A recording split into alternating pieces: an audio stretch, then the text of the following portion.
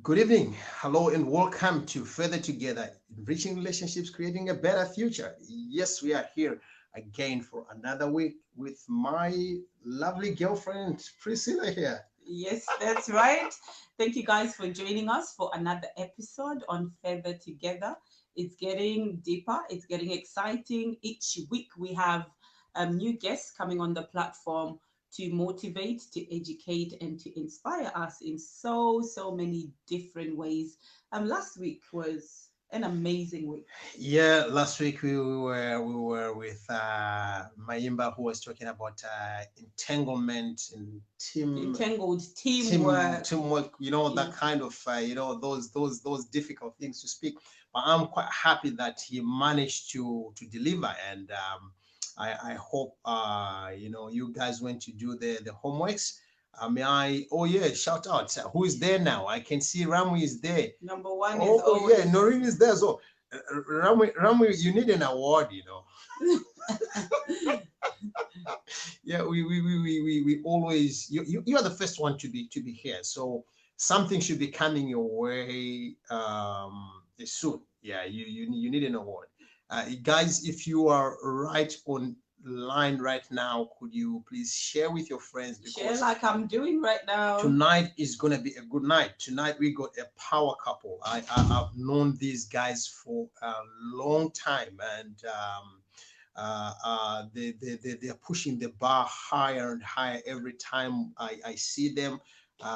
Simone, he's a business coach, and the portfolio is getting bigger. The clients whom he's working with, quite bigger. And I know most of you guys are like Les Brown. This gentleman have shared a stage with Les Brown, Dr. Johnny Mm. DiMartini, and a number of high-profile speakers. So we are bringing their go-to in the areas of business. The wife is a moderator, MC, as well as a coach. She is very passionate about raising women that can, and she has been doing it in a grand style. I think you saw their profile last during the week. Mhm. So here we go. Why can't you send a message to tell a friend that Further Together is right on air, and Simone and Lavaldo Well Vincenzi done. will be here, right? They are in the studio. They're hiding. They're in the studio. So we'll review them very soon. Yes, guys, it's quite exciting. These guys are a power couple. We've had was it Lavelda on the Digging Deep Show? We've had both of We've them. had both of them actually some time ago while we were on traditional television on the Digging Deep Show, and now they are back on a different platform to inspire the married couples. They are a team that's working together. Obviously, both of them are doing two separate things, but yet coming together. So, guys, we're gonna bring them on the platform. Drum roll Yes. for Simone and Lavelda. Yeah, there you Woo! go. Hello. Good. Yeah. Everyone. Okay. We are here. Thank you for the beautiful introduction and hi everyone. Yes, welcome. How have you guys been? We've been good. We're Been both. really good. We've not strangled each other. Fights have been nominal. So I'm considering that a win. Living in London, let's just say, London is not known for mansions. It's very space. Yeah. I'm And yeah, no, I'm really well and I'm glad I'm still alive. Hey, you're just- making it sound like I had to do something. You're glad you're still alive. How did you guys survive the lockdown? Oh, we did well. I think we both run speaking businesses, and so as a result, we're not necessarily shy in coming forward. So it's two big personalities in one bedroom flat. So it took a little adjusting, but once we found our flow, I think we've done well. I think we could get we've done gold well. Like stars. the first 2 weeks for me were a nightmare because I'm used to doing at least 3 events a week. So I'm always around meeting people, and that's what I love the most. And not having an office, I often work from an hotel room, or when we hire a venue, or I go to a local hotel and I sit down and there work, and while the other was from home most of the time. So for the first time, you actually had to share the same working space. And for the first 2 weeks, of course, you don't want to argue with the wife, so she keeps the living room. And I said, okay, but I couldn't find a space to work for me, and I was losing it. I was grumpy. I was annoyed. You were I annoying. was annoying. And then fortunately she found a good solution, and she created my little man cave, and I could after I found a place to work, then we had a great lockdown after that. I think it was two things. He needed a place to work, and then he needed a way to let off steam. So after about 4 or 5 days, because he's normally out at the gym or he's playing basketball, and of course all of that's gone. So it's just the two of us in this flat with nothing else to do with our time. So I'm now looking for exercise videos or dance something just so he could have those little like let off steam moments, so he wouldn't blow up. So we were, after we figured out a rhythm, we were absolutely fine, but it did take a little moment. So business wise, how did you take that? A lot of people they hit the lowest lows in terms of business and finance. How did you guys manage during the lockdown? I would say that we're both pretty optimistic people, probably in the complete wrong industry for a lockdown to happen. Let's face it, we're in events, and they were illegal effectively. So, the first few weeks were a bit of a scramble, but we're naturally quite proactive looking individuals. So there wasn't a case of taking 3 weeks to cry and lick our wounds. It was, okay, we just need to get our heads down and work out a brand new plan and figure it out from there. And fortunately, both of us were doing things online anyway. So, there was a couple of weeks of adjusting at home and then adjusting in business. Yeah, of course it took a hit. I had 3 speaking engagements booked, and within a week it was just like one cancellation after another, which was emotionally rough. It's like, I've got all this stuff and I've started the prep, and how are we going to rearrange the contract? So that was pretty rough, but we just got through it. I think we're quite a good team like that. Oh, we are a good team, and as you said, we are very optimistic people, and we understand that in particular in business, I mean, you always need to adapt, and there are a lot of things that some things you can control and other things you can't control. So focus on what you can control, and that's what happened. But in a GTEx, because we have 3 different businesses. So one is the work that I do, turning experts into authorities, with the online training, with the events training, and that was one side. Then also we have a training company for recruitment agencies, where we do sales training for recruitment agencies, and we have also an investment company with a small portfolio of company which we invest in. And on my side of the business, which is the online training or even the events that then we turned into online training, that actually stayed very stable, and we were able to hit some really good numbers. So that side of the business didn't get affected. But the training company for recruitment agencies, we had a day where we lost, I'm talking about like 6-figure contracts, like not one, multiple 6 figures, just like in one day. And it was one day where you see all contracts that you've been working for the past 8 months to build and to get, literally like falling away like nothing. And it wasn't an easy day. It wasn't an easy day for me. It wasn't an easy day for my business partner. But we changed, adapt, off started new services, kept building a relationship, and then do what we could to keep that other business afloat. And now things are fortunately starting picking up again. So we're really happy about that. Mhm. Yes, guys, we have Simone and Lavaldo Vincenzi, and our theme, our topic for tonight is balancing the boardroom and the bedroom. And Faro is already somebody's being naughty here. He's saying, what is he saying? Saying, who is the boss in the bedroom? Don't worry, we'll go there. We'll go there. That's Y'all don't want to hold anything back tonight. Jeez. I'm gonna get all up in my business. So you guys are in for a treat. We have them now, Lavauda and Simone. They are right here. But we don't want to rush much into that. Let me leave the time to Priscilla. Priscilla. So what we want to find out first is, obviously you've mentioned a time when you hit the unexpected in the business. How did you then manage to keep the atmosphere going in the house?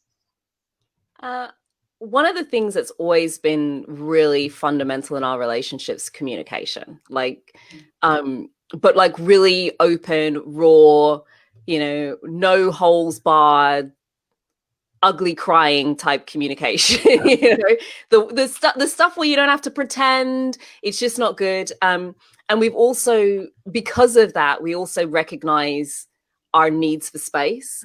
So sometimes it's a time to talk, and other time it's just a time to leave the other person the hell alone. Like they just need to be in their cave and let them do what they need to do. And there's no need to ask any questions. Just step the heck away. Right. And I think that helps, just knowing that sometimes it's not a time for a conversation. It's actually just a time to, do you want a cup of tea? Do you want a glass of wine? Do I need to get you a beer? Like, I'm just going to leave you. You don't want to talk. We'll do the talking thing later. So I think it's helped knowing when to talk and having the space to do that, but also being okay with just letting the other person be with what they need to be with, because they need to be with it. Yeah, I think sometimes in a relationship there is an urge to, particularly if you care about someone and you see that they are not happy, there can be an urge to help that person and say, what can I do to make you feel better? And I remember at the beginning of our relationship, I was like this. Like I couldn't handle Lovelda not being happy. She had a bad day at work. Like I was stressing out now because I didn't know what to do and I wanted to do something. So it helped a lot knowing our dynamic, and she knows that sometimes I just need to watch my basketball in the room and I don't want to talk with anyone. I want to watch Netflix. I just need to switch off my brain to process things, and I don't need anyone to come and talk to me, otherwise I'm just gonna be even more annoyed. And that like Italian spirit comes out. It's not pretty. Yeah. Like the fiery Italian. And on the other side, when she's not having a good day, like having the awareness of, okay, let me put some incense on, or prepare you the tub, or here's a glass of red wine, and not saying anything else. I know there are a few things that she likes, or hey, here's a Jaffa cake or whatever.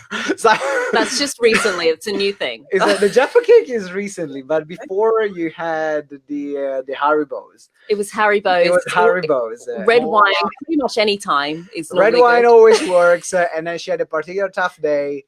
Haribos, and now it turned to Jaffa cakes. So just having those awareness then helps. And then, as she mentioned, scheduling that time to actually talk through things, whether it's maybe something I did that annoyed her or something that she did that annoyed me, but really going to the bottom of it, and also helping like to keep things a bit light. Sometimes it's easy to get caught up into a conversation or an argument, and really looking at, is it worth having that conversation? I'm talking mainly about myself, because I can get caught up into very, very small things and then making like a big one. And then she's like, but really, are you annoyed because of that? And I'm thinking about it. I was like, well, it's a very actually small thing. It's very irrelevant, to be honest. So let it go. Right? That's more. Right. You guys, you're in the public speaking, public, you coaching, business, and all this stuff. You kind of do more or less the same thing. And I like the statement which says there are two important days in a man's life: the day you were born and the day you will know why. And I think the viewers would like to know what led you both into the industry of coaching, business coaching. Do you want to go first? Of course, I can go first. Well, a few random events actually. First of all, I was my background was catering, so completely different. Wow. That's how I came to the UK. You know what? As a good Italian person, what do? You work in restaurant as a waiter. It's like stereotypical. That's how I came to the UK. And for me, catering was a career. So I used to manage Michelin star restaurant since I was 19, and then being recruited to work in another Michelin star in Notting Hill, and that's how I ended up here. And I was the owner of the restaurant that told me, it was one of these people that, I don't know if that ever happened to you, but it's one of these people that sometimes can see in you what you can't see in yourself yet. Yeah. And he was considered one of my mentors, and he told me, "Is I think you can do more than just working in a restaurant. So why don't you read this book?" And we were having conversations up until like 2 o'clock in the morning in the office after the shift was done about the world, about politics, about economy. And he then directed me to some personal development websites, and that's how I ended up into events rooms. And from there, I loved, like, I remember that event where I was sitting in the front row and I looked at the speaker and I said, I don't know what that is, but that's what I want to do. And that led me to my first coaching qualification, then working with young people, then setting up my own business. Then after the business became successful, then helping other businesses. But the beginning was, there was something that called me when I was in that room and saying, that's what I want to do. That's who I want to be. And for that person that I saw, I don't even remember what event it was, but to show me a word that I'd never seen before. And that's where the passion started. Oh, I knew since I was 5. No, I'm kidding.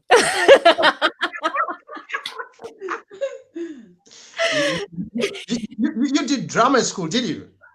No, I didn't do drama school. I was one of these kids that was always into acting and drama and debating. Like, if there was a stage, I was that nerdy kid at the back that was like, pick me, pick me.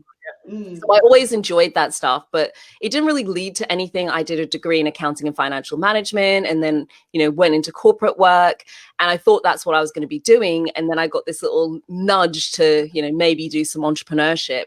Not that I was looking at speaking. I actually went to join a coaching. It was training program, and I was just going to join the business side. And the owner said to me, Lavelda, you need to speak as well. And I thought, okay, cool, fine, I'll add that piece on too.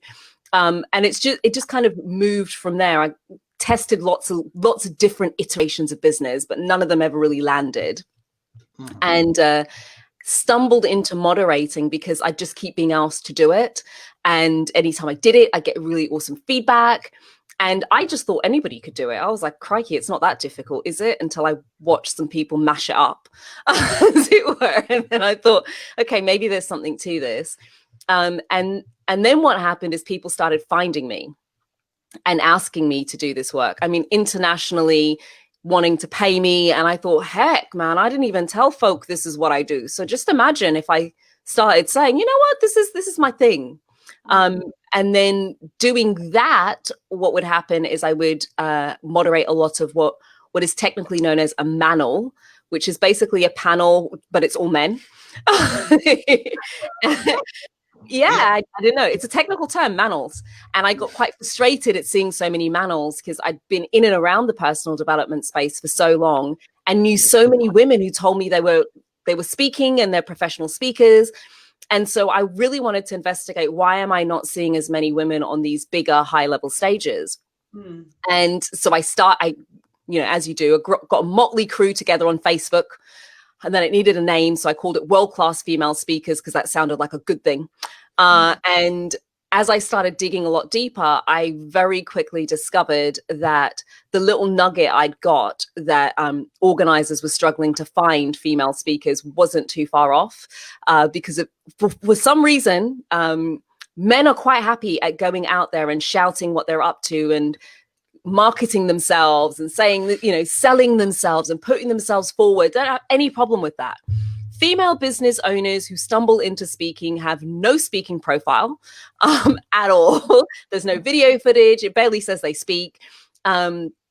they don't actively look for any speaking engagements, and then they wonder why they're not being paid to speak. So I then kind of set off and ended up kind of stumbling into coaching people, doing what I did to build my speaking business. So I now work with female business owners to get on stages, but predominantly on the business of speaking, the sales, the marketing, the show reels, all of the stuff that actually gets you paid in this industry. Well, oh, my ladies out there, get in touch with Lavelda. Come on now. Let's get in touch with her. She will give us all the coaching that is necessary. Thank you so much for sharing how you got into the business with us. You know what's funny? You know what's funny as well? She mentioned, Alda mentioned this public speaking training, and that's where we met. Was that You had to share that, didn't you? You like to put these little cute little nuggets because, in. Yeah, that's where I was going because I started. I was connected to Lavalda through my voice coach, David Roylance, and I know that within the public speaking industry, it's all about linking and connecting. And I wanted to find out: did you guys meet at Excel, or it was in IBIS? Where did you guys meet? it was this public speaking training company that and business training company that Lavelda was talking about. That's where we met, and of course it was love at first sight. She saw me across the room and she said, "How want that sexy man?" And that's how it happened. Yeah, let's go. So that's my story. She's gonna tell you the truth now. We told you there is my story and the truth. So now she's gonna tell you the truth. Go on, Probably been. I didn't even know when he joined, to be honest. She didn't even notice me. No. I think the first time I noticed, I was upset, and I think I was sat down and he was giving me a massage, and I thought it was somebody else until I turned around. I was like, "Oh, hello." So we kind of ended up talking there, but it was, for me, I thought, we've barely spoke. Why do you keep wanting to have a chat with me? But all right, then. You seem, I don't want to be rude. I'm not. My mother raised me better than that. I didn't want to be rude, so I indulged in the odd conversation. It wasn't first sight for you. What was it? Sorry? Was it love at first sight for you, Lavalda? Oh no, not at all. But that's my story. That's my story. She saw me. She fell in love. That's my story. For her, she's told us what the truth is. Here's the thing. I've had people before say, "I got on a call with your husband and I didn't mean to buy anything, but I bought something." I said, "Don't speak to me," because I wasn't even going to date the man, and now I'm married to him. So clearly I do not know how to get past his sales pitches. What can I say? But it has been really fascinating because I did say at the beginning, she didn't like me at all. She didn't want to go out. It wasn't that bad. I just didn't want to date you. Well, you didn't like me. You said you didn't like it. The first time I tried to kiss her, I got a slap in my face. It was not a slap. I just pushed you away. Okay, for me it was a slap. So I tried to kiss her, and then she did like this. That was the first time I tried to kiss her. So I guess we came along. Back 3 more times though. I was like, Jesus, what's with this one? Like, what do they call it? The Matrix. You've got all the kisses now. You've got them all to yourself. You can get as much as you like. I want to go him now. Now he's okay. It's all mine. Absolutely. Can we go into the issue of work life and marriage life balance? Obviously, that thing. They have this desire to succeed at work and then a desire to be a good spouse at the same time. How do you guys do justice to both? I know you've been married for 3 years now. So how do you balance that? Okay, well, I'll get started with this. It was tough. It was tough at the beginning in particular. I think lockdown actually made things easier because I was often on the road. I'm a bit of a workaholic. A bit. I'm a bit of a workaholic. I love my work. I love what I do. I love basketball. I love meeting people. And it's very easy for me to just pack my calendar every single day, every single minute. And that put a big strain on our relationship, in particular in the first year of marriage. We fortunately, something happened. She got really upset, And she said either we go to a relationship or couple counseling or something, or otherwise this is not going to work. And I said, you know what, I have no other choice. I was really annoyed because I felt a failure as a man. It's like, oh, how can I not make this, like, if it's not working the first year of marriage, like, how can it work longer? And for me, I really felt like a failure. I was like, I'm not a kind of husband, or I cannot take care of her. And going through that process of couple counseling helped us really establish more boundaries, in particular regarding the time that I was putting, the time that I was committing to the relationship, because in particular that was the big part was on me, that I wasn't dedicating enough time, and I was getting sucked in all the work at the beginning. But now that I'm running less event, I'm not running event. We're both working from home. We're spending way more time together, and it's actually been. And we had a great lockdown. It's been a blessing. Weird, but a blessing. Yeah, I think it's easy to be in each other's company and not spend time together, because there's always so much to do. Running your own business, there's never a list. You never get to the end of the list of things to do. There's always something else, and so it does take commitment on both parts to schedule out the time and to stick to, let's call them rules, right? At this point, there's no phones. There's, for all intensive purposes, you're in a sales call, which means that you can't access or talk to anybody else right now because we're spending this time together. So it took a while to make those couple moments sacred. And I think unless you can do it as business owners, it's really easy to just end up in this cycle where you're both working all the time. You live in the same house, but you still never see each other. You still never spend any time together. So, I mean, we're much better now at just carving out, it's a coupley night. We're going to switch the phones off, put the phones away. We're not answering anything. We're just going to hang out and have a date night and, act like we did when we were dating, just have those moments. But it does take commitment from both people to remember the email will be there in the morning. And, it can wait. We're not surgeons. Nobody's going to die if we don't answer the email straight away. We do not work in any one of those professions. It can wait 24 hours. It can, we can come back to it later.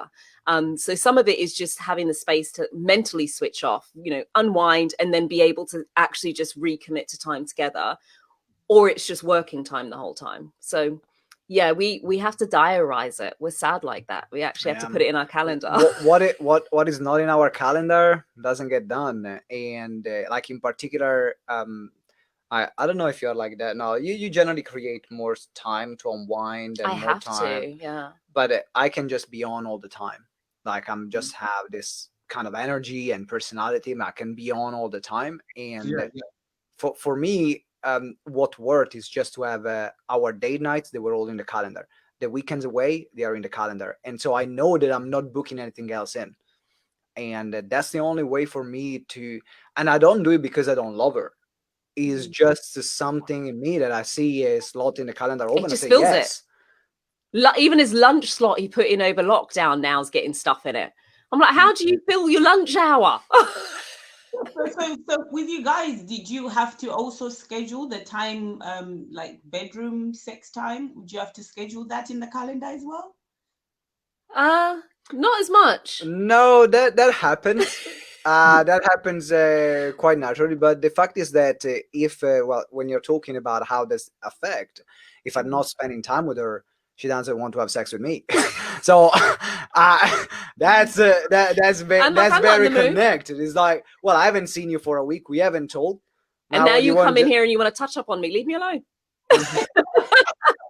Exactly like that. Exactly like that. And when you can find time in the day, I'll find time at night. Oh, that's an interesting one. I hope all men are hearing that. Lavauda, can you repeat that again? I can repeat it. When you can find time during the day for me, I can find time at night for you. But if you just want to come cuddle up at me on night and all day I don't see you now either. You didn't see me during the day, my eyes be shut at night. Well, where have you been all along? Where have you been? That's been a big learning for me. That's been a big learning because I think it's just easy for a man to just expect things. I don't know. That was for me at the beginning. I was like, well, but we are married or we are together. Sex should happen. She's like, nope. If you don't spend time with me, sex shouldn't happen. So either you sort this out or you're on your own. And like what Lavalda mentioned earlier, that you can be in each other's space and yet not be emotionally connected. So you're just in the same house, but you're totally different worlds apart. But I think what you're telling us is, if you are with me throughout the day, if I can connect on an emotional level, then come nighttime, it's gonna be fireworks. So yes, you can get in at nighttime, but otherwise you're not even getting a snuggle. I'm frustrated, man. Either all or nothing. that's how you get a full meal. Oh, you don't even get the intro. I'm like, wait a minute, you just want to have all of your fun time, leave me to deal with all the nonsense, and then come nighttime I'm supposed to boom, piss off. No.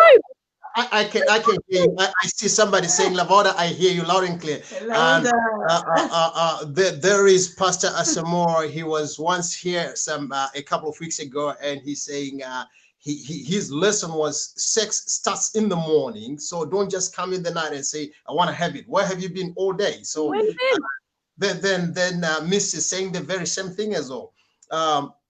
So then that question comes into play then, which one of my young guys asked earlier on. So who is the boss in the bedroom then? I like to answer. I don't know. I think we take it in turns. It depends on the day. It depends on who's got more energy that day. I don't think there's a set. I don't think there's a set boss. It moves. It's a shifting situation. Yep. And then in the boardroom, obviously, you guys are running two different and yet kind of similar businesses. So, you've mentioned earlier the issue of neglect at some time. You didn't necessarily mention it as neglect, but some people can experience this feeling of neglection once their spouse is busy with work. What kind of advice would you give? There may be a man out there or a woman who is so busy with their work life and the wife is feeling neglected.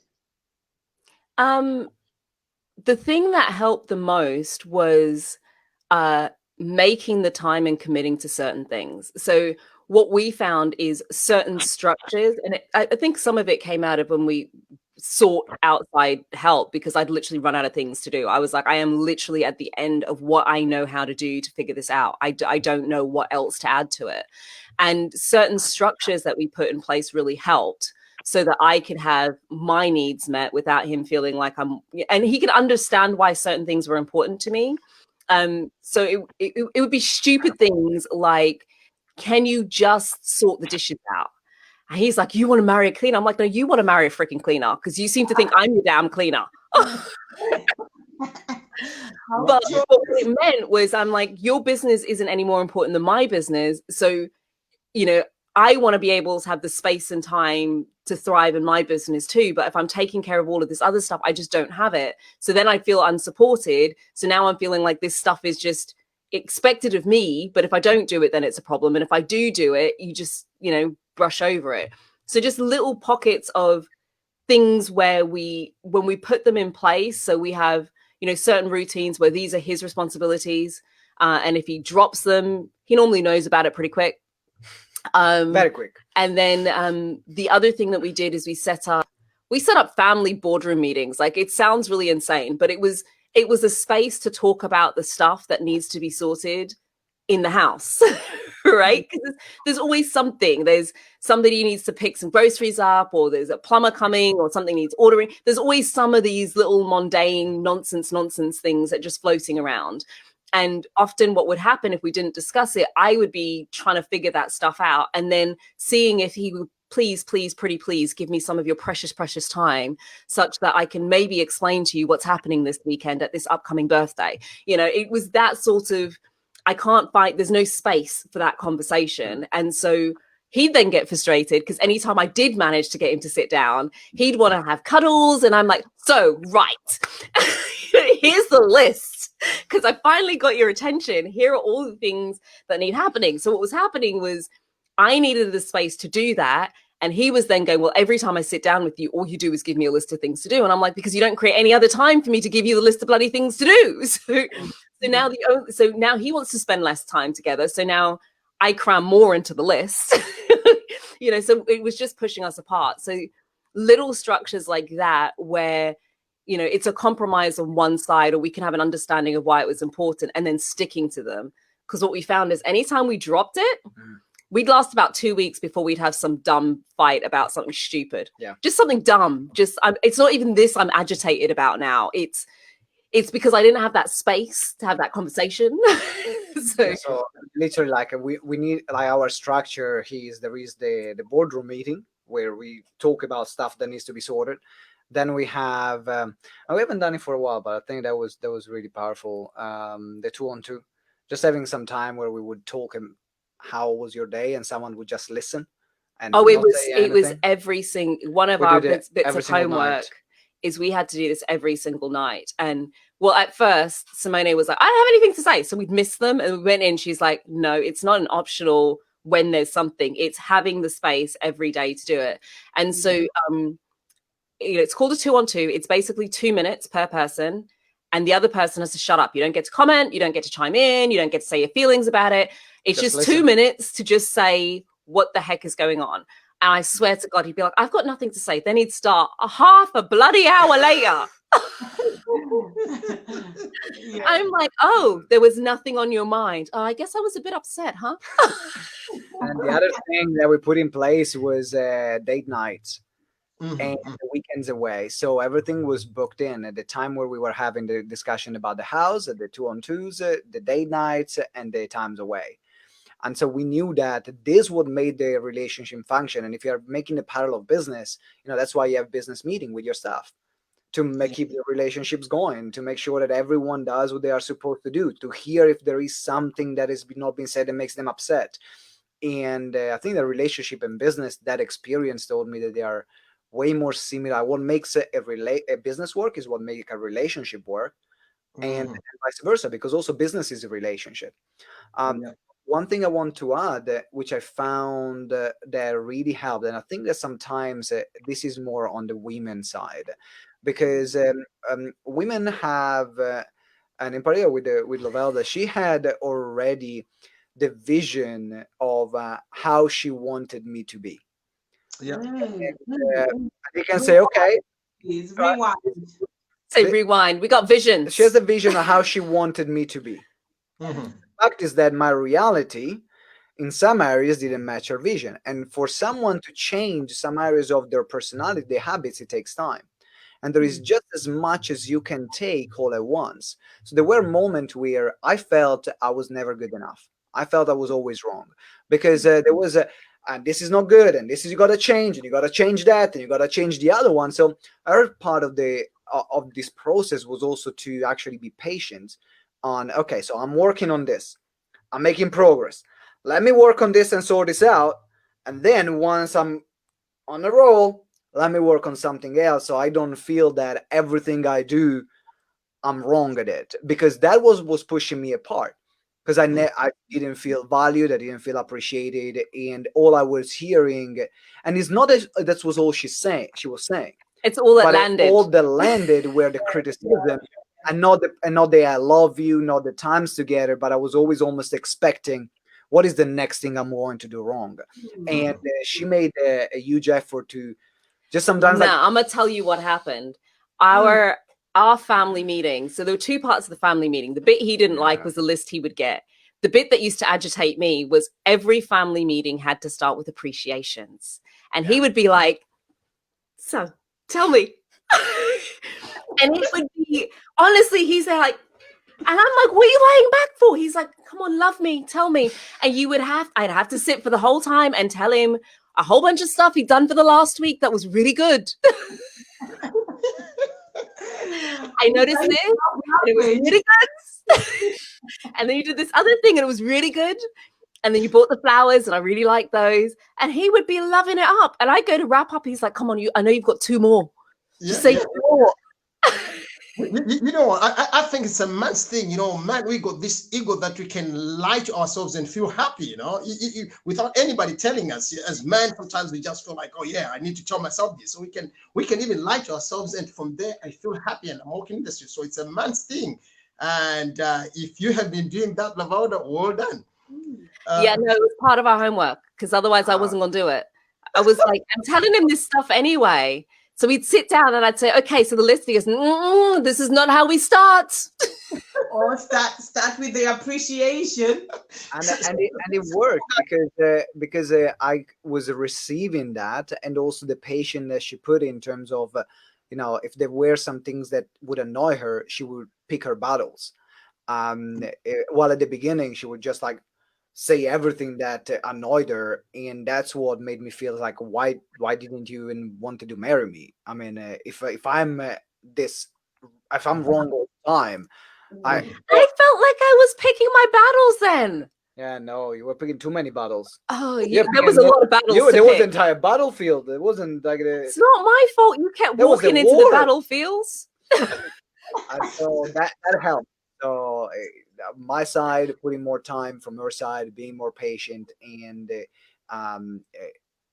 allowing me to grow into the man that I wanted to be for our relationship. First of all, it's not that I'm living up to her expectation or her vision. It's important for me. What's important is for her to be happy. That's what's important. Yeah. And I will do whatever I can to make her happy, as long as I feel aligned morally to do it. It's not like I would do totally everything, but as long as I'm more like, if morally feels good and I know it's something that can help me be a better man in the process as well, that becomes a very healthy way to say, okay, this is my area of growth. Let me change. Let me improve. I think the key thing to remember is, as in business and relationships, they're like the 2 areas where you're forced to grow the most. And if you're prepared to step into that growth, and as in business, it's not all what's happening outside that's the problem. Like, there's stuff in you're going to have to do a little bit different because you think you're communicating well, but it's not landing effectively. So there is that, there was a lot of give and take. There were things that we just knew exactly how to push each other's buttons, and not necessarily in a good way all the time. And at the same time, there was a lot of beautiful stuff, but when the buttons were pushed, they were pushed. But I don't think that's any different than in business, where if you want to keep stepping up and growing your business, you've just got to keep growing into a bigger version of yourself. And if you've got a partner who's doing the same thing, then you kind of force each other to continue that growth. It's like, you get used to we can have the really frank conversations in business or in life that says, babe, seriously, this time round, I know you're angry at them, but let's have a look at what you did to cause this one.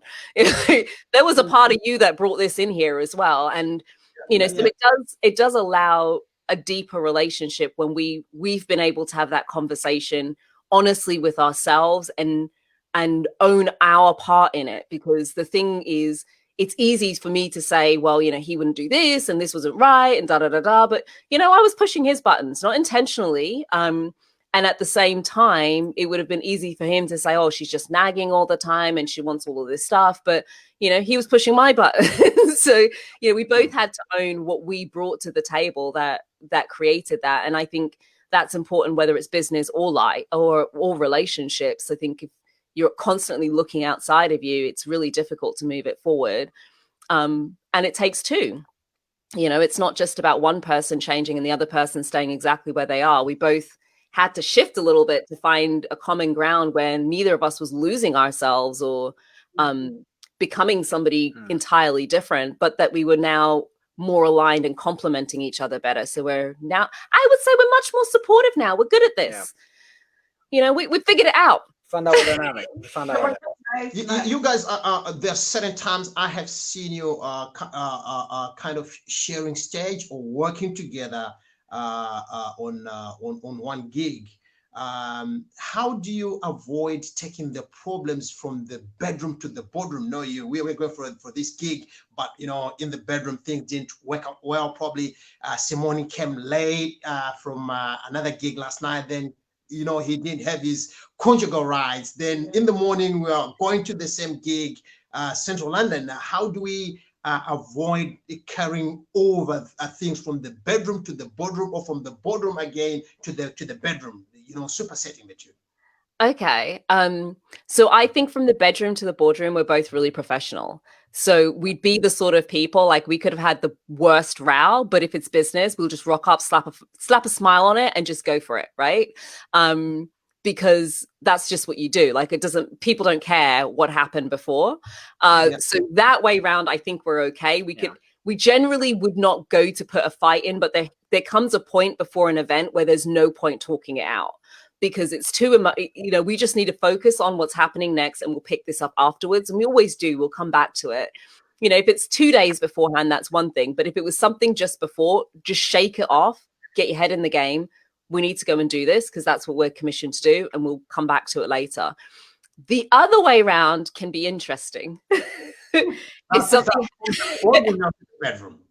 Yeah, if something's happened on stage and we do it the other way around, that one's similar. That one can be a little bit more interesting. It tends to be like, go our own ways, have a little bit of space. But we've tended to be good at, one of us always cracks. Like, there's always one of us who calms down, gets down off the high horse enough to kind of have that little knock and say, I think it's about, maybe we should just talk this out now. This is ridiculous. But I think we've learned over time that there is no point us having a discussion when we're both heated. It just doesn't work. Like, neither of us is listening. No, we're both just trying to talk. Yeah, exactly. Unfortunately, I don't know if you remember any episode where that actually happened. Like, we had a personal problem and then we had an event together. But one of the things that we try to do as many times as possible, and sometimes is easier, sometimes is more difficult, but is not to go to sleep and go to bed angry with each other. So we will do the best we can to resolve that issue before we fall asleep. Because then it's easy to carry that energy, and that builds up overnight. And so you wake up in the morning and you still have it. It builds up in me overnight, and I wake up the next morning and I still have it. You wake up like nothing happened. Yeah, but then I'm picking up the pieces from the morning and I'm in the doghouse. It's not worth them doing. I have to explain this. Women, when you leave us to fester, that's exactly what happens. It never gets any better. We never fill the gaps in to your advantage. When we fill in the gaps as to what's going on, it is always to your disadvantage. The picture gets worse the longer you leave us to our own devices. It's not just you. It's like, I can sleep, but I will still have a restless sleep, or I would. It would be difficult for me to fall asleep, or when I wake up upset. But I can sleep. Oh yeah, she will be awake all night. Like, one night, angry. I remember I was sleeping, and then I woke up and she wasn't in the bed. She went to sleep on the sofa. I was so angry. Sleep. So we will do the best we can to not get to that point and to solve it. Of course, depending on the argument, there might be things that require a few days, or things that require a conversation. So when there are the bigger arguments, then is more difficult to apply this rule. But we will do always the best we can to at least have a conversation about it if we can, and sort it out. And that helps with the 90% of the things. And then there is the bigger ones that they are less frequent, but they're bigger, and we will deal in a different way. So yeah, I mean, most of the time ultimately it's communication, and it means one person has got to be off the high horse. At least one of you's got to be able to sit down and just shut up and listen, because there's a coach who explains it really well. Like, in order to have a conversation, there needs to be a space for the conversation to exist. And if you're both just totally hot-headed, there is no space for that. So one person's got to cool down enough to be in the conversation, to let the other person offload so that you can have a conversation. And sometimes that's him shutting up and I just need to rant for half an hour. And when I've got it all off my chest, I'm fine.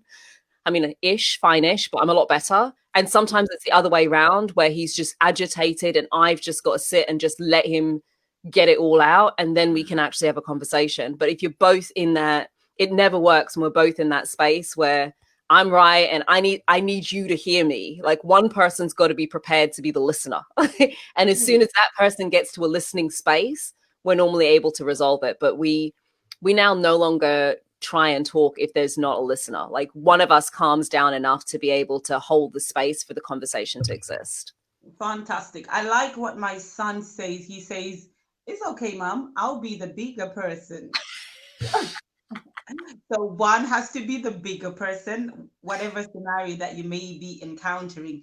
So before we sail down to a close, just parting words in terms of the tips that we can implement to maintain a sex life and a work-life balance. Just 3 tips will do. Yeah, tips on homework.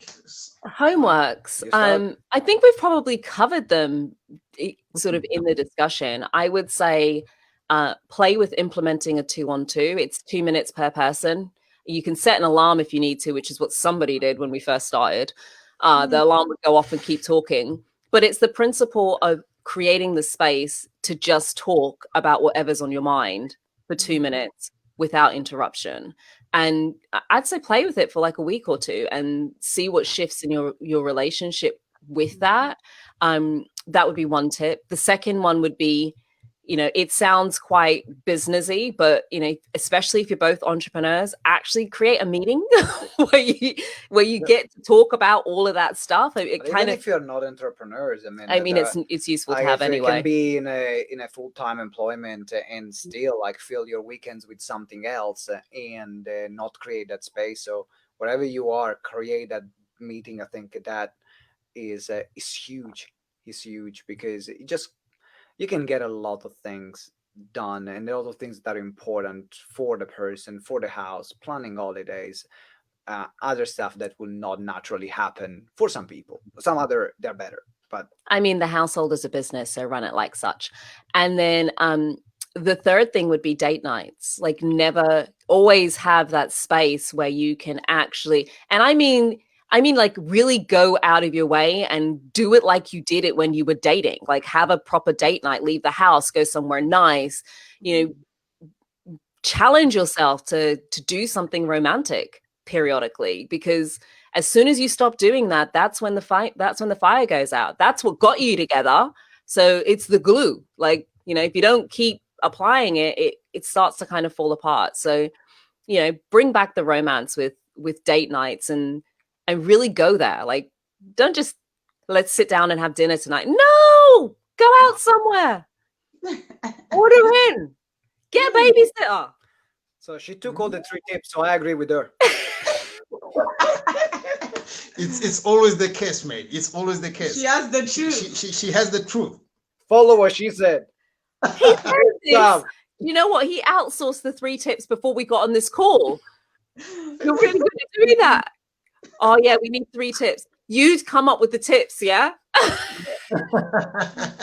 Teamwork. You know what, guys? We really appreciate you, and I believe, guys, who are watching together with us here, we're going to implement those tips. To be fair, Priscilla and I, we have our Tuesdays of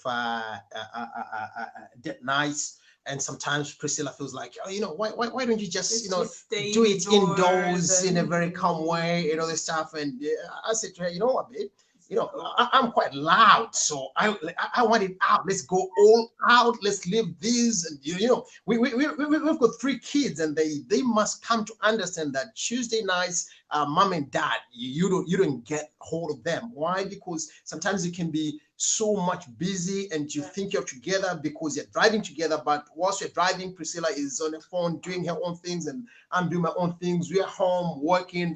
I'm on the computer, she's on her tablet. The day is spent physically, you are in the same room, but there's no connection emotionally. So if you're out there and sometimes you feel like, oh yeah, he goes to work Monday to Friday, then Saturday and Sunday he's at home, but most of the time he's on the remote control, sport, basketball, Arsenal, and all this stuff. I think it's quite important for you guys to organize date nights. To be fair, it's one of the things that have, you know, brought the fire back in the house. They're necessary. They are absolutely necessary. Definitely. So Simone and Luvalda are there on social media, on Facebook, on Instagram, on Twitter. So if you are an entrepreneur or you are having an idea just within you, you want to know, how can I start this? You don't know how to move from point A, be it in speaking, be it starting your own business, or you want to start a charity, but you don't know how to do it.